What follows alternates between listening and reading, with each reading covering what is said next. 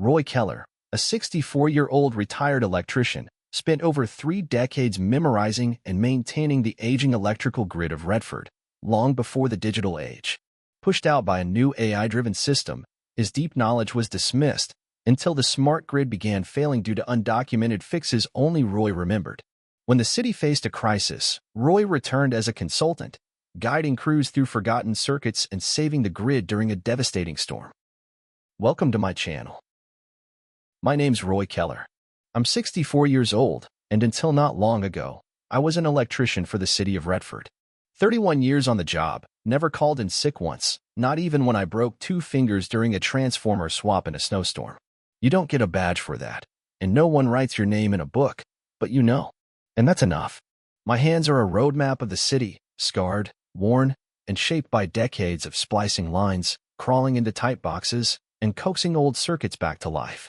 Every knuckle tells a story: Christmas morning outages, 4th of July meltdowns, and hurricane cleanups that left me more familiar with flooded crawlspaces than my own living room. But my greatest tool was never a wrench or a voltmeter. It was my memory. See, I came up before everything went digital. Before tablets and smart maps. Back when blueprints were blue and folded 12 times to fit in a glove box. I memorized Redford's underground electrical grid, every conduit, junction box, splice, and terminal from one end of town to the other. I could close my eyes and tell you what was buried under the corner of Main and 3rd, or which substation was rigged with that makeshift bypass after the '97 ice storm. It was all in my head, neat as a mental filing cabinet. I used to joke with the rookies, "You got Google Maps? I got Roy Maps. Mine don't crash." They'd laugh, mostly out of respect, though I could see the smirks. To them, I was just the old-timer with big hands and a tiny phone. I didn't move fast on a touchscreen. Never trusted them much. I liked ink and paper, things that didn't flicker out when the power went. Then came the change. It started the day the city brought in a guy named Evan Merrill. Young, sharp suit, expensive glasses, looked like he'd never held anything heavier than a latte. Efficiency consultant, they said. Corporate background. Gonna modernize Redford utilities. Evan talked in buzzwords and bullet points. First staff meeting, he said. We're building a smart grid for a smart city. No more guesswork, no more paper logs. Analog is over. That was the beginning of the end for me. I tried to keep up. Attended the trainings. Squinted at the screens, tapped away with fingers that had been better suited for cable cutters than capacitive glass. But their kind of speed wasn't mine. And the system wasn't built for men who thought before they typed. 3 months later, I got called into Evan's office. Glass walls. Leather chair.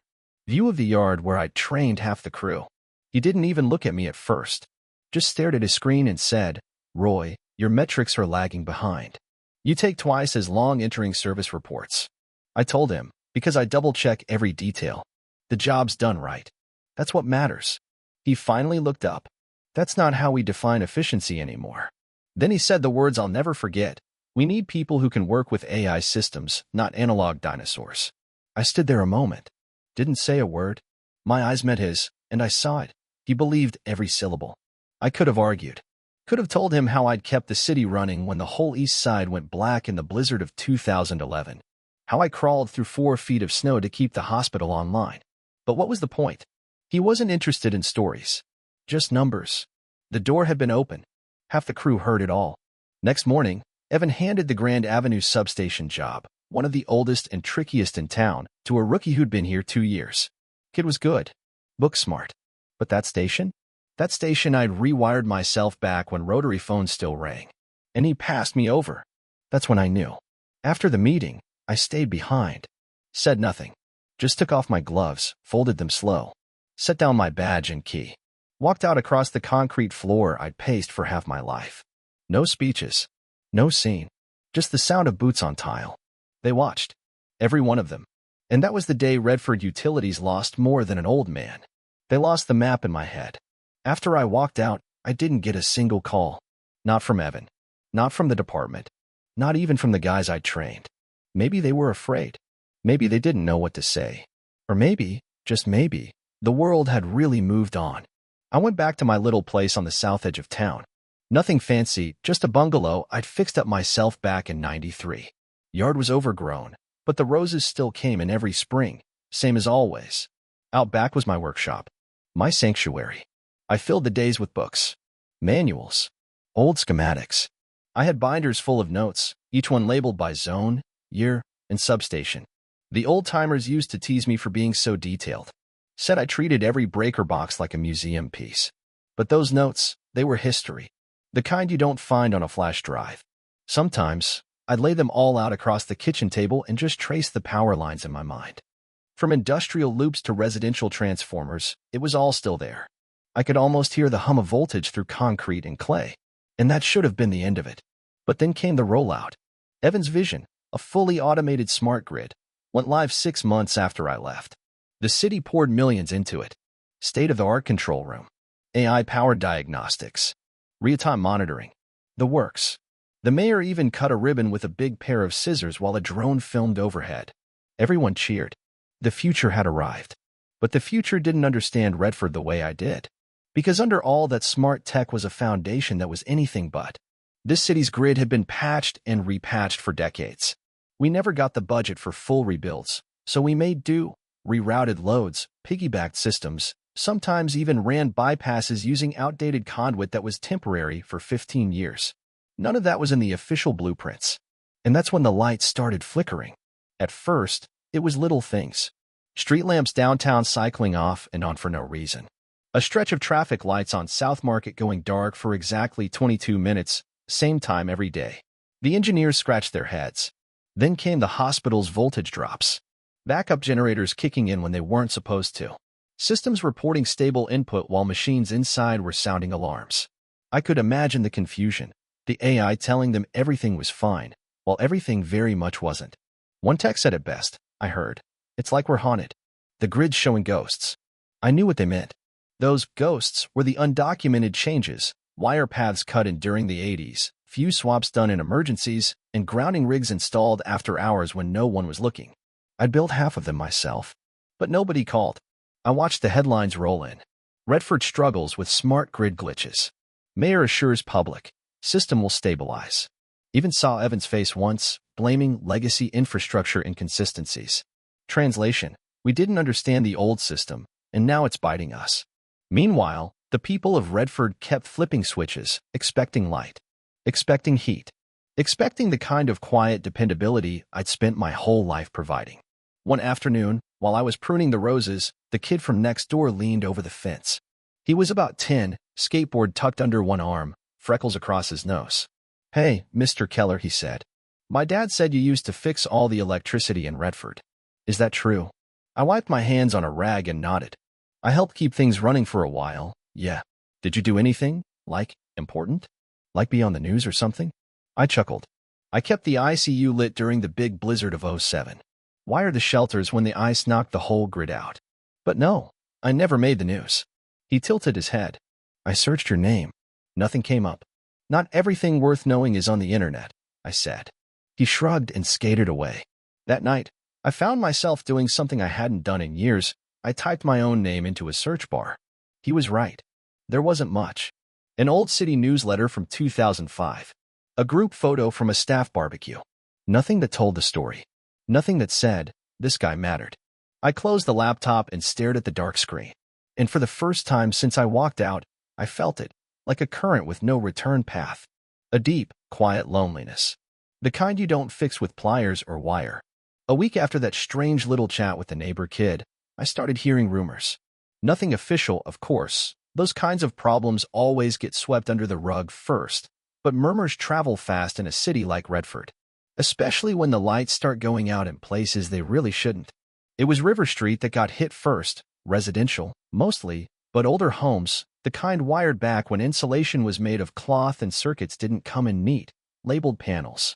That neighborhood was a Frankenstein of rewires, overhauls, and temporary fixes that had somehow become permanent. And I knew it better than anyone. The outages weren't total blackouts. That would have been simpler. Instead, lights would dim, then pulse bright like a strobe before cutting out entirely. Appliances fried. One poor family had a fridge motor go up in smoke while they were at church. The worst part? The system showed everything was functioning normally. That's when I got a visit. It was a Wednesday evening, just after sunset, and I'd just finished oiling the hinges on the workshop door when I heard a car pull up in the drive. Not just any car, a city vehicle, the kind they used to send me out and back when I still wore the patch. But it wasn't Evan who got out. It was Mayor Helen Conrad herself. She looked older than I remembered from the last press release, hair more silver than blonde, a permanent crease between her eyebrows. And she was holding a folder clutch tied under one arm, like she thought the wind might blow it away. I met her on the porch. "Roy," she said, voice tight with urgency. "We need to talk." She didn't waste time on pleasantries. I respected that. She explained what I already suspected. The new system couldn't keep up with the real-world maze of Redford's power lines. The digital maps, those shiny, high-res diagrams they'd spent a fortune on, were wrong. Or more accurately, they were incomplete. "We're losing confidence," she admitted, "and we're losing light. The River Street loop's just the start." She handed me the folder. Inside were printed blueprints, updated schematics, and error logs, dozens of them. Voltage drops. Relay errors. Phantom load signatures that had the new techs scratching their heads. "You were the last one to touch half of these junctions," she said.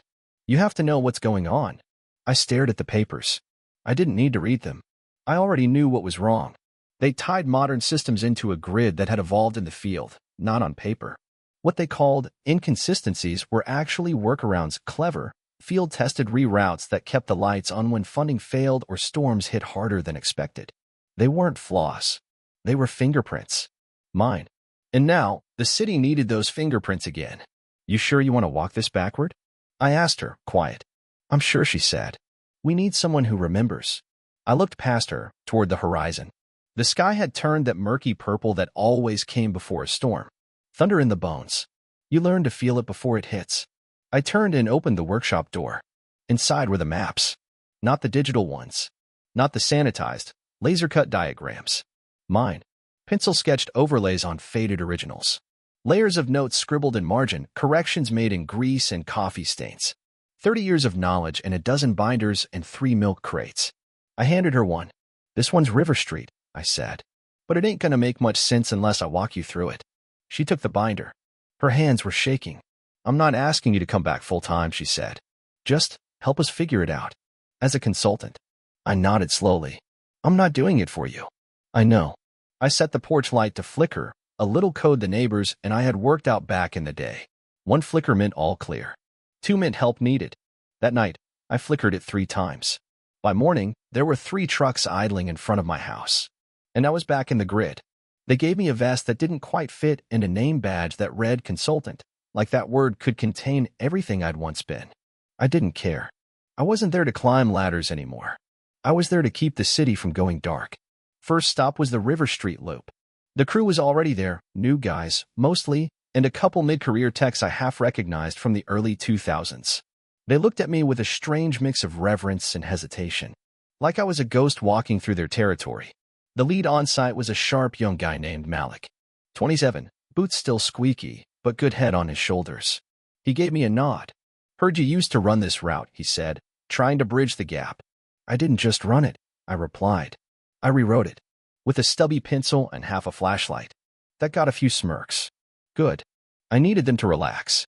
We opened the junction vault near 9th and Walters, a nasty little hub I remembered cursing under my breath during the blackout of '03. The moment the lid came off, I saw the problem. "See that?" I pointed to a rusted grounding strap bolted to the old sewer pipe frame. "That's your issue. The AI thinks the load's returning through line B, but that reroute was hardwired by hand after the East Loop transformer fried in a flood." Malik frowned. "This isn't in any of the schematics." "Nope," I said. "It's in here." I tapped the side of my head. Over the next 6 hours, we walked line after line, me with my old binder, them with their tablets. I translated what the digital maps couldn't, the language of patched circuits, overloaded junctions, and jury-rig brilliance that had kept Redford alive through 3 decades of storms, budget cuts, and mismanagement. And I wasn't alone for long. By midweek, the city had assigned me a permanent trailer in the utility yard, bare bones, but with a long table and a fresh pot of coffee. The walls quickly filled with maps. Real ones. Yellowed edges, curled corners, and all. Tech started coming by, asking questions. "How did you route the bypass under Chesterfield after the substation blew? Why is there a phantom drain on Pine Street? Is it true you wired City Hall's emergency loop through the old theater?" I answered every question with a story. Because every line I'd ever run had one. A storm. A mistake. A miracle. And the more I shared, the more they listened. Even Evan showed up eventually. He didn't apologize, not directly, but he stood in my trailer for a full 10 minutes and asked if I'd be willing to help digitize the original overlays. I told him I would, as long as they didn't throw out the paper copies. He nodded. No more erasing the past, he said. I respected that. Then, on a Thursday evening, just as we thought we had the system stabilized, the sky broke open. A freak lightning storm. High winds. Hail like shotgun shells. By 8:30 p.m., the city was on the edge of collapse again. Lines down. Stations overloaded. Screens in the new control room turned red with error messages. And worst of all, the main substation at Ridgemont, Redford's backbone, had gone silent. The new AI? It froze. Didn't crash. Didn't beep. Just sat there blinking, waiting for data it couldn't process. The system couldn't find the load path because the substation had been jury-rigged back in 2006 to bypass two fried transformers, and no one had ever logged the change. Except me. They called my trailer. "We need you at Ridgemont," said Mayor Conrad. "Now."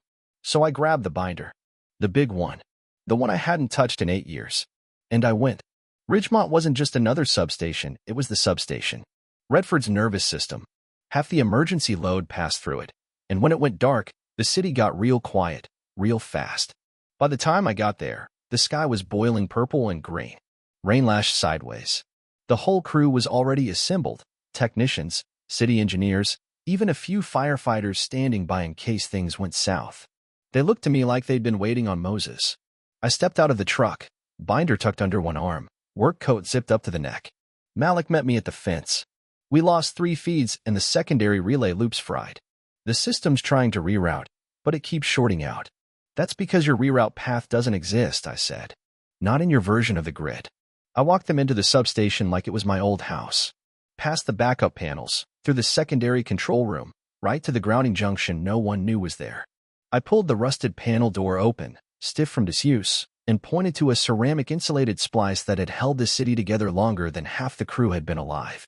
"Here," I said, placing the binder on a dry corner of the table. "You've got a split relay running through the secondary bus bar." But when we did the emergency fix in 2006, we fed power through the school zone transformer across town, cut the load by 40% during peak. "Why isn't that on the blueprint?" Malik asked. I shrugged.